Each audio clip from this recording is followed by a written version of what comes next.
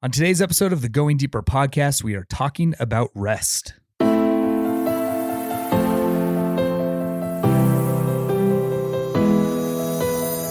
What's up, Fathom Church? Welcome to the Going Deeper podcast. This is your host, Kyle Knight. These are episodes we like to just talk about different topics or sermons or whatever else we want to talk about to hopefully help you go deeper in your relationship with God. I'm in our podcast studio. Karina Bost is out again this week, but we've got lead pastor Chris Martin. Hello, Christopher. Dude, I don't know when Karina's coming back. I don't know. I feel like she's got it's been a lonely journey. We need her. We need a little female, vibe in this. We do. Nobody's listening to these. No, they're like, Karina's out. Forget this. Nobody's listening. Karina's out. We need her back. Yeah. Turn it off. Yeah. Well, hopefully, I don't know. Maybe you listen to us for the next 20 minutes. Maybe. We're going to talk about rest. We've talked a little bit about in past episodes. We've mentioned Sabbath, those sorts of things, but we wanted to talk about rest today. What true rest is. I think we have kind of a different view maybe in today's culture or whatever of what rest is, and rest looks different for a lot of us.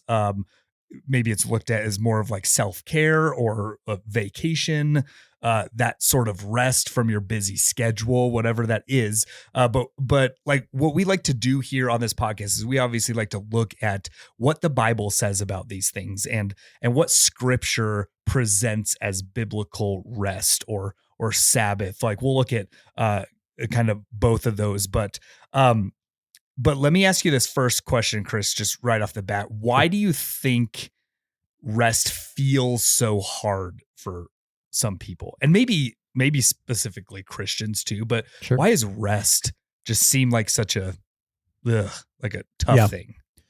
Well, I think first we can pretty much just say that no one's nailing this. No. Right? Like, no, I mean, except for like Chick-fil-A and Hobby Lobby. Like no one else is really got this one figured out. Like, it's just, I don't know. Like, I found a few stats, I think it's helpful. Okay. But like, here's some stats. Okay. One reason why we don't rest is because we work too much. This is interesting. 134 countries have laws that set the maximum length of the work week, but the US does not. There's no law. You can work as much as you want here. It's interesting. In the United States, 85.8% of males and 66.5% of females work more than 40 hours a week. That's a lot. Americans work 137 more hours per year than Japanese workers, 260 more hours a year than British workers, and 499 more hours per year than French workers. And you might be like, well, that figures those Frenchmen, like whatever. But all I'm saying is like those stats. No one was thinking that. I was thinking that. All I'm saying is the stats would say that we work, like that we're kind of maybe addicted to work. Here's another bit of stats that are interesting. We sleep too terribly little. Like we are not good sleepers. Okay. But since the invention of the light bulb, the incandescent light bulb, the average person before that got 10 hours of sleep on average each night before the light bulb. Yeah, right. That sounds absurd. It's like the sun would go down and people would be like, oh, it's time to sleep. Well, I mean, what are we going to do now? Let's go to bed. It's just, that's all they could do. Now that's interesting. Because especially with daylight savings, sometimes the sun's down at like 4:30. Yeah. So, but here's what the studies show. Studies show that adults need at least 7 hours of sleep each night. And for some of you, like you're like, man, 7 hours would be a dream, right? But the US national average is 6.8 hours each night. And so that means that there's 40% of Americans who aren't getting enough sleep. Okay. I almost yawned there. Yeah. No, that's good. I'm actually tired. That's good. That's good. So, that's great. So we work too much. We sleep too little. And then here's the third one. We settle for, like you were talking about, vacation or distraction as opposed to real rest. Okay. So here, just a few more stats. These are fun. The average American spends between 3 to 4 hours on their phones each day. Now, that's average, and that's also a stat from like 5 years ago. Yeah. It's probably more. All right. In addition, though, to that phone time, the average American spends another 3 to 4 hours watching TV each day. Now, that 3 to 4 hours on your phone and 3 to 4 hours on TV, listen, that's a 40-hour-a-week job. Yeah.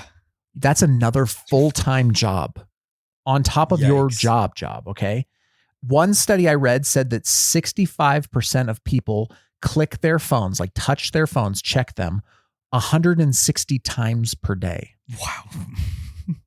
Like 75% of people consider themselves addicted to their phones, and 73% confess to using their phones while in the bathroom.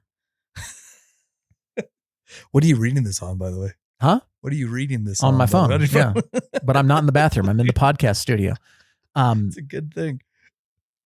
Wow. So I said, like, why does this matter? Like, why are we talking about this? Why is this hard? It's because we've lost basic rhythms that would help us rest. Now, I think there's a spiritual dimension to that as well, but I think on a real practical level, we're working hard. Yeah. We're sleeping not enough. And when we do slow down, it's filling our time with meaningless things that actually don't allow for us to rest. All that screen time is not increasing our REM sleep. It's not helping us. So all of those things, it's like the perfect storm. Mm-hmm. And then we wonder why we're stressed, and we wonder why anxiety is on the rise and depression is on the rise, and people can't handle what's going on.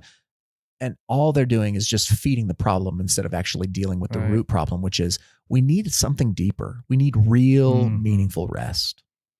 Yeah. And that's a good kind of segue into everything else we're going to be talking about, because yes, rest is actually stopping from work and like doing these other things, but it is, we're going to talk about what biblical rest is, like deeper than just, man, I do need to go home and take a 3-hour nap right now, because that would feel good. But but God's design for rest, like what that looks like in scripture, and what that looks like for us today.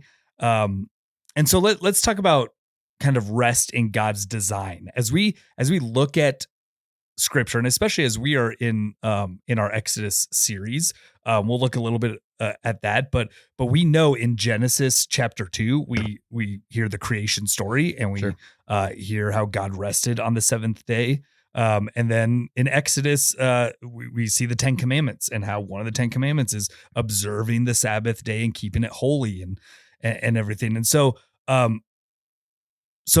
Chris, talk to us a little bit about what is God's design for rest, in creation and in Sabbath, and why God kind of commands us to do that, and it's not just a suggestion. Sure. And how like these are things that God did in creation, and it's one of the commandments. Yeah.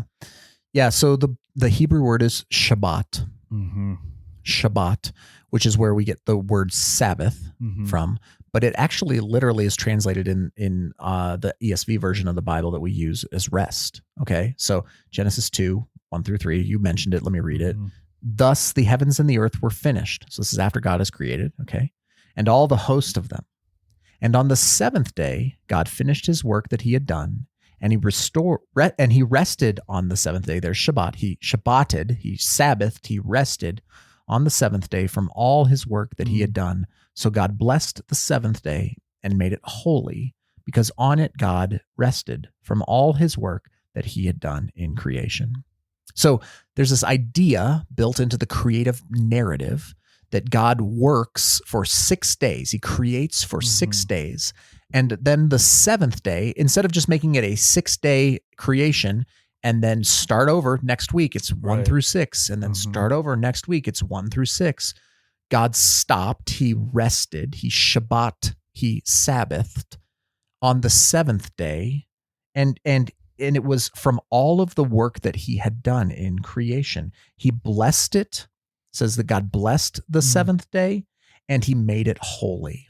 So there's this idea that in the very fabric of creation, the rhythm of creation, 1 out of 7 is meant to be a place of holiness, of stopping, of of enjoying what has been created and of resting, of Sabbath. And then that then becomes a commandment for God's creatures. So God practices rest, and then God commands his creatures to rest. And that's where we get it in Exodus 20 and Deuteronomy 5 with the 10 commandments. We find 10 commandments are in Deuteronomy 5 and Exodus 20. And the commandment is, observe the Sabbath. So the Sabbath, the Shabbat, the rest day, the seventh day is meant to be observed by God's people as a holy, set apart, a holy day that is meant to be a place where we stop working, we stop wanting, we stop worrying, we stop. We stop all of the momentum, and we settle into gratefulness and praise and worship and refreshment and things that fill us up. And we look around. It said that God looked around and he saw that everything that he had created was good. It's a day to do that, to taste and see that the Lord is good. Yeah, that's good. And it's funny because it reminded me of, as we were talking about, rest as being, we're so tired, we don't get enough sleep, we're working so long. I think there are some people out there who are like, well, you know what, I can work and go for 7 days. Like I don't need that rest. Well, I mean, when we look at the creation story, like God, he didn't rest from exhaustion. No, he wasn't tired. No. This was completion.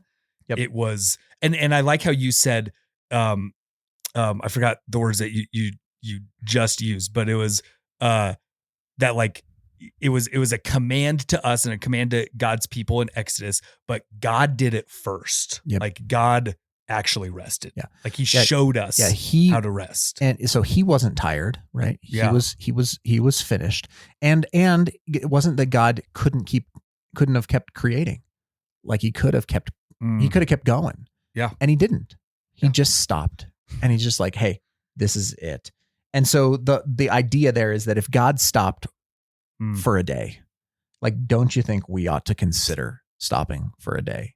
Now, I know Sabbath is like largely out of vogue, although it's kind of back in vogue with some Christian circles, but at least the statistics would say, like taking time off and resting is kind of looked down upon at some level in our culture. Yeah. Like there's this whole culture of like hashtag no days off. Like you got to work out, you got to do, even on days when you're not at your job, you're still producing, you're still stressing, you're still thinking, you got your side hustle and you've got your house chores and you've got homework and you've got all these things built into your life, into your rhythms that just rob you of the 1 in 7 rhythm that seems to be set up not just as a command, but as a creative rhythm in our culture or in our world. Yeah. And we'll get to kind of some enemies of rest and some things that rob us of our rest. So, okay, that's kind of Old Testament, God's design for rest. Now let's flip to the New Testament and talk about Jesus and how he mentioned rest, how he gave us this invitation to rest that seems a little bit different. It is a little bit different from God's creation of rest. But in the Gospel of Matthew, in chapter 11, like we hear Jesus talking about rest, saying, all who labor and are heavy laden, like come to me and I will give you rest. Almost this taking rest as this command, this sort of thing, and bringing it to a person in Jesus, and how rest is ultimately found in Jesus. Like he's saying, hey, I'm going to give you this rest. Like here is the true rest. So let me ask you this, Chris. Like how is spiritual rest different from like physical rest or taking time off? Like what is spiritual rest like?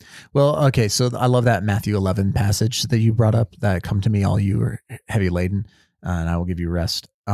I actually love the Message version. Mm-hmm. I don't preach out of the Message, but I love the Message version every of now and that. then the Message is good. And so I'll read that just because I think it's helpful. Like this is what Eugene Peterson in his paraphrase says. He says, "Are you tired, worn out, burnt out on religion?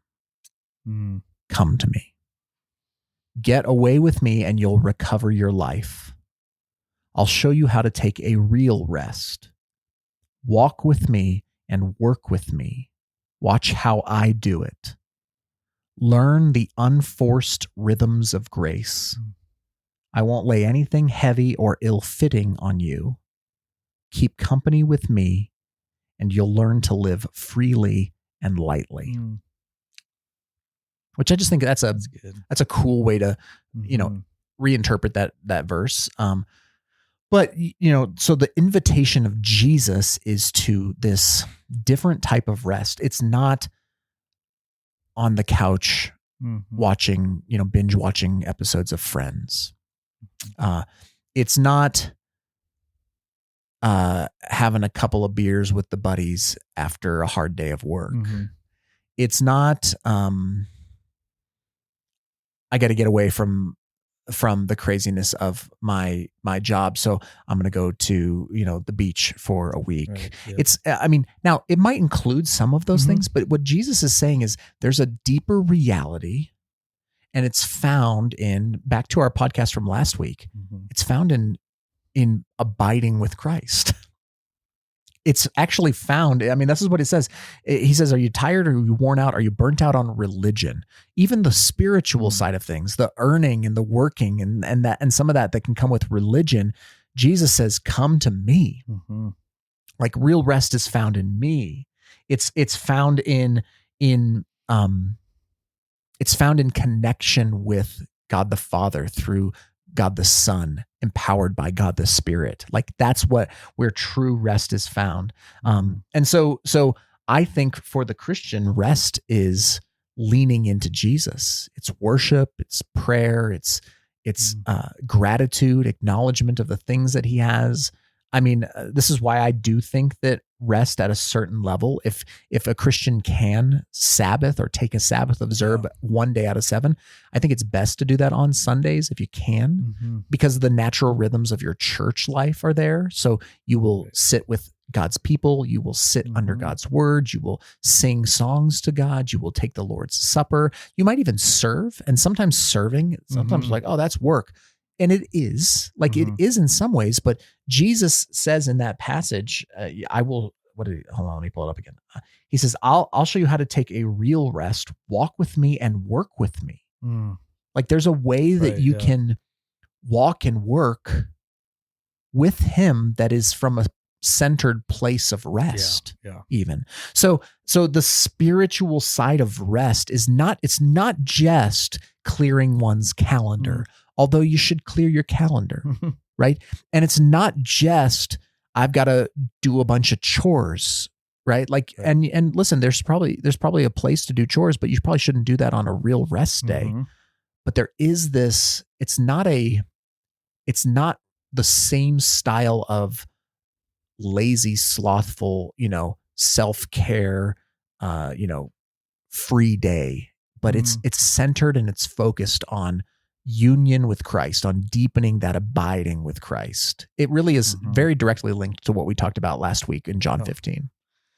Yeah. Okay. So as I'm sure some people maybe are listening to this, rolling their eyes going, okay, I get it. I need to rest. I just can't. Like I've got too many things to do. It's unrealistic. Like, yes, that's what Jesus said and God rested, but I've got this.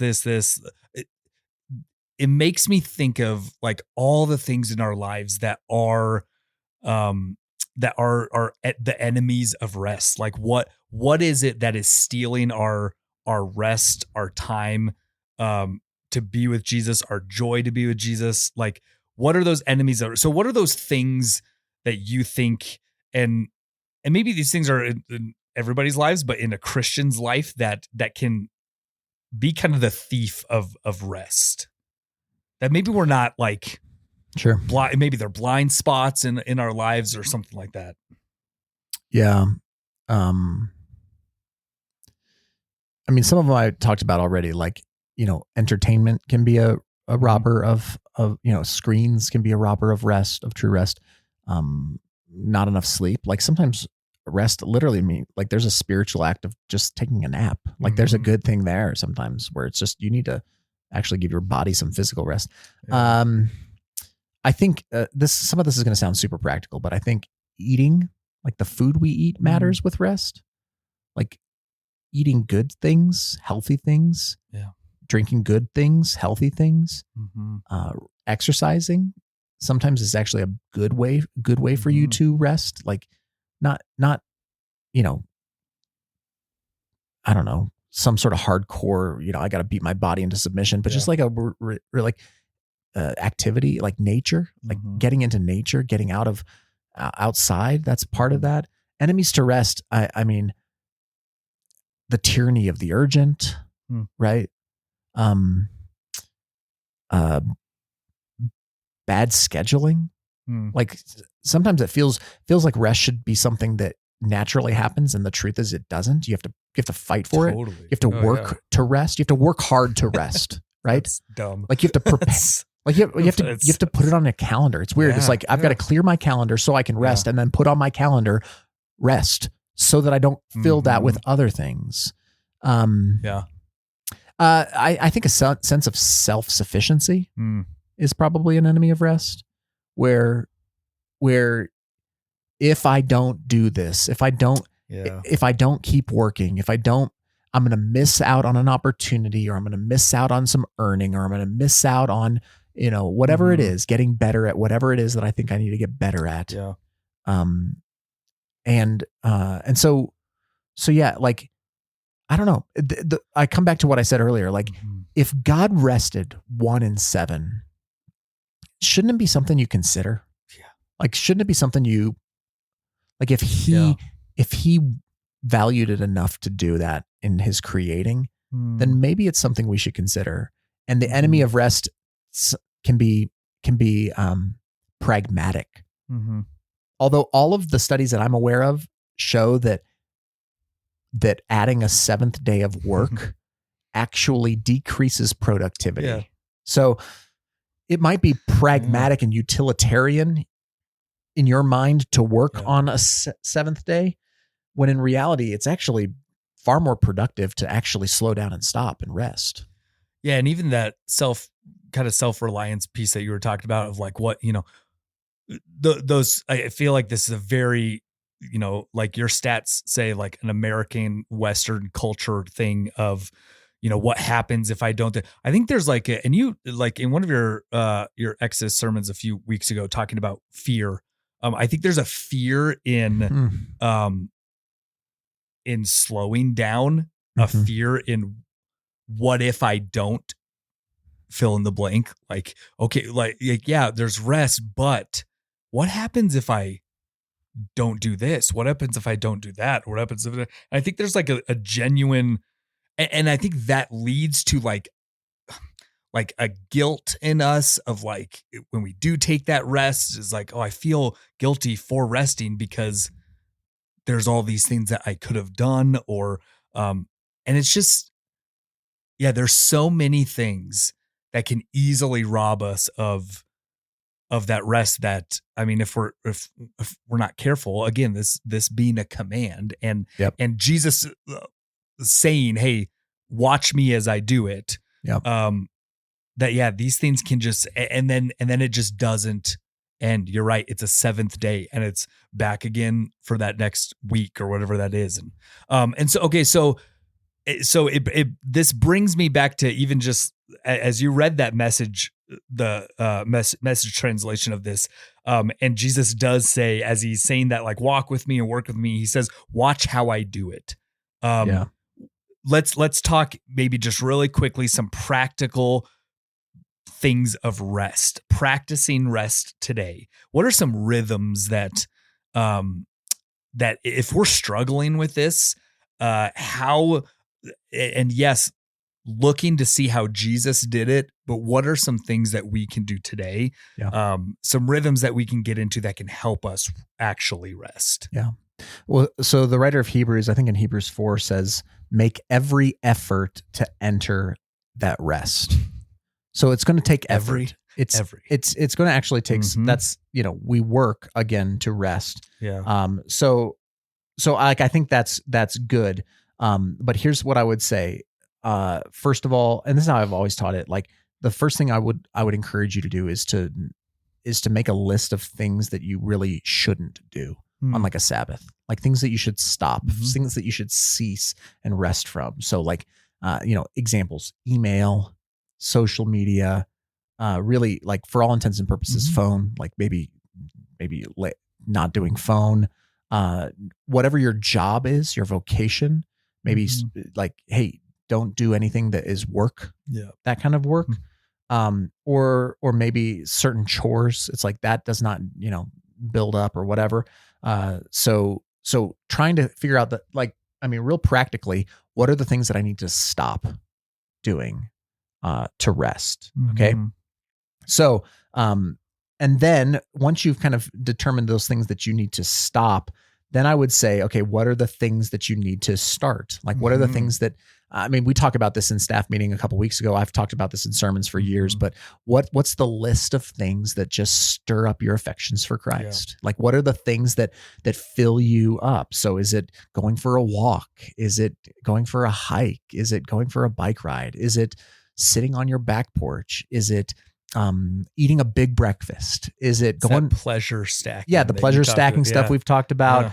Yeah. I've heard guys say, like, if you work with your hands, like you do some sort of like laboring job, then maybe you will rest better with your head. Like you'll rest maybe by watching a movie or reading a book or something. Yeah. If you work with your head, like your brain, you're gonna, on a computer all day, you're just you're in your head, then maybe you'll rest a bit more actively. Like you'll get outside and you'll play or you'll run or you'll do different things, but trying to make a list of things that you delight in: good food, good friends, good books, good movies, good music, like whatever those things are that just kind of fill you up. And then always I would just add, like, so what do you stop doing? What do you start doing? And fill that time with. And then what is worshipful? Like, what are Jesus things that really fit there? And that's that last piece that I would just, commend people to is I think you should worship. I think you should be with your church friends. I think you should go to church on Sundays if that's the day that you Sabbath or rest on. But filling time with Jesus in there. I think that's good. And I think that's a good place to kind of wrap this up is, but just reminding us that, hey, like rest begins in creation. Like we see God rest. It's part of God's design. It's a command from God. He did it first. And then we see this rest fulfilled in the life of Jesus. And he said, watch me as I do this, like watch me as I rest. Yep. And so, yeah, that's good. I think it's so practical to start putting those lists together of what you can give up, but also those good things that you can kind of take on that can help you get to that restful place. Yeah, that's good stuff. Thanks, Chris. You bet. Yeah, church, hopefully this helps you. And if you ever have any questions on this or need any thoughts or insights or direction to help you rest, you can always kind of reach out to us and we'd be glad to help. So, yeah.